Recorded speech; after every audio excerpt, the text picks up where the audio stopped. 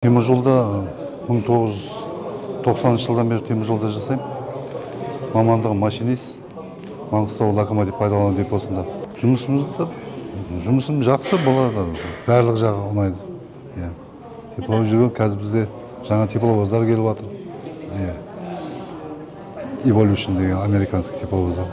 Жақсы қазір бұрынғыларға қарағанда өте көп өзгерістер бар. Отбасымда балам, өзім үлкен балам машинист, екінші дәрежелі. Сіздің жолыңыз ол? Менің жолымды қуады. Одан кейін тағы бір қызым бар, ол да темір жол саласында. Қалған балдарым, екі балам, ол юрист, юридический жағынан. 4 балам бар, жолдасым бар. Әріптестерге тілейтінім, алдымызда келе жатыр ғой, өзіміз төлмерекеміз. Сол құтты болсын бәрімізге. Аманшылық болсын, барлық отбасыларына.